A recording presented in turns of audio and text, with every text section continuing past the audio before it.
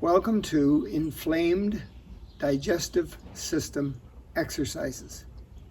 Whether it's your stomach, your small intestines, or your large intestines, these exercises should make you feel better. And if you want to prevent any of those irritable bowel conditions, you might want to do these on a regular basis. Exercise number 1 is the side bend. Put one hand on the hip, the other arm comes over top of your head and reaches for that arm that's on the hip, taking your head with it. Hold it for at least 10 seconds and then slowly come back to the beginning.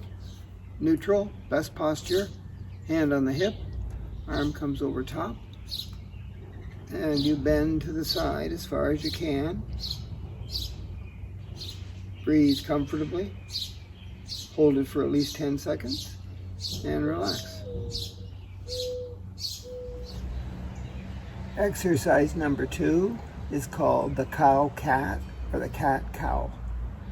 Start in the table position. You're on your hands and knees. Your fingers are spread apart. Your feet are flat at the back with your toes touching. Everything is shoulder width apart. Your hands are below your shoulders, lined up with your knees. Your knees are below your hips. All that table stuff so that your table is strong and won't fall over. Okay, so now I'm going to look up with my head as high as I can and do a pelvic tilt. Push my bum up, my low back has a saddle in it so that somebody could ride on this cow. I'm looking up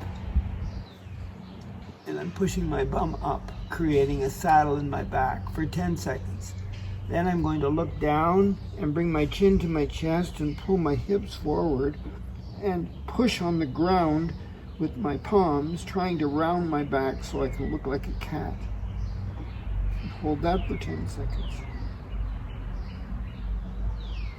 And of course I'm going to breathe comfortably throughout, back to the cow. Think about where I feel pain or where I feel comfort, and extension and stretches back to the cat. Chin on the chest, push down so your arms are really straight, your back is round, your head is tucked in.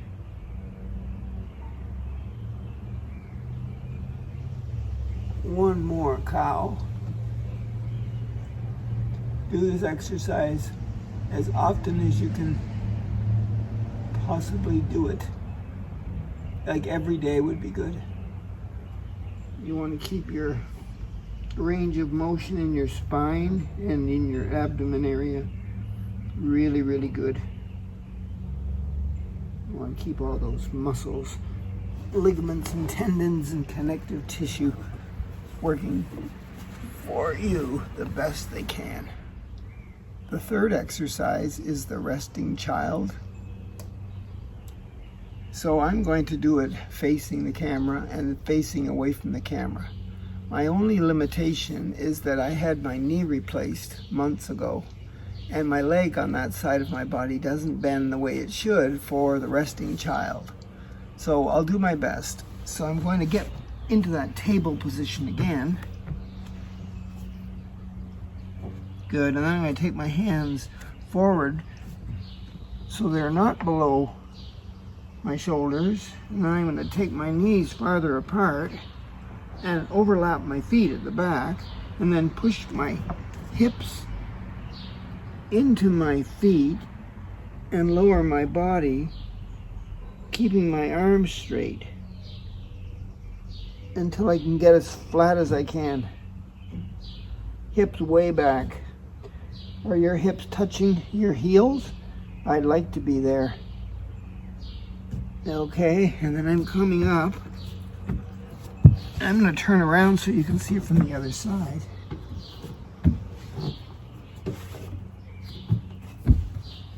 So table position first. Okay, overlap maybe bring my knees wider and then overlap my feet. Hands way out to the front, and then push my hips way back so my bum touches my heels, and lower my body down to the floor. Arms are straight. Hold it there.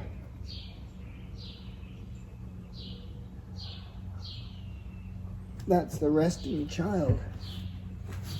The next exercise is called downward dog. If you've ever been to a yoga class, I know you know what the downward dog is. But I'll try to show you what it is, even though I have this little knee problem here.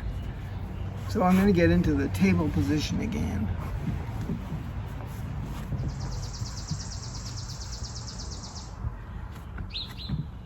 Good. Check my posture. Everything's above and below and the distance apart that it should be. Curl my toes, because yes, I'm going to push my heels back. Lift my hips up. Walk my hands in and push my heels down. And hang there. Try to straighten my legs. Keep my arms straight. Maybe my palms could touch the floor, but not yet. I can't do that. You might be able to. Okay? And then back I go. Walk back. Bring my knees down. Uncurl my toes. I'm back in the table. I'll try it from the other angle. Downward dog.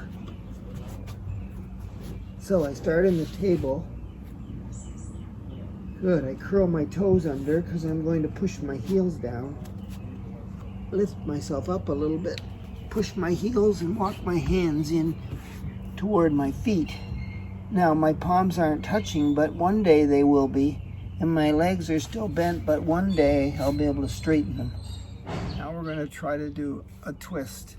So again on the mat, and if you have a pillow to support your neck or a rolled up towel, that would be a good idea because you want your head and neck to be in neutral. So I'm going to lie down with the pillow underneath my neck. My legs are bent, my feet are flat. I'm just resting here, checking out my body and how it feels, and then I'm thinking I can do this. Lateral twist, which means twist to the side.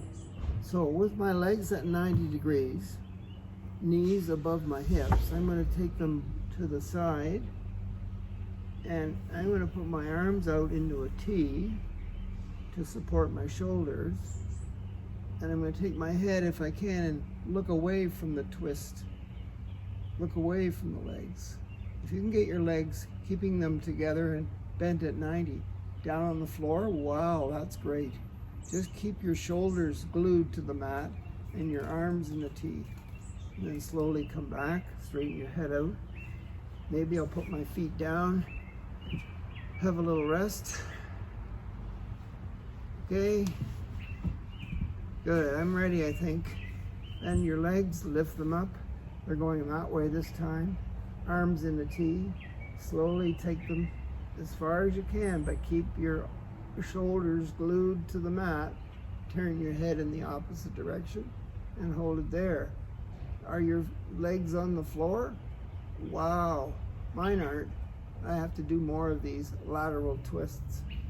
I want my abdomen and my small and large intestines and my stomach working the best they can. I need. The last exercise is called knees together, rock and roll. So I'm going to lie down again, put my head on that pillow.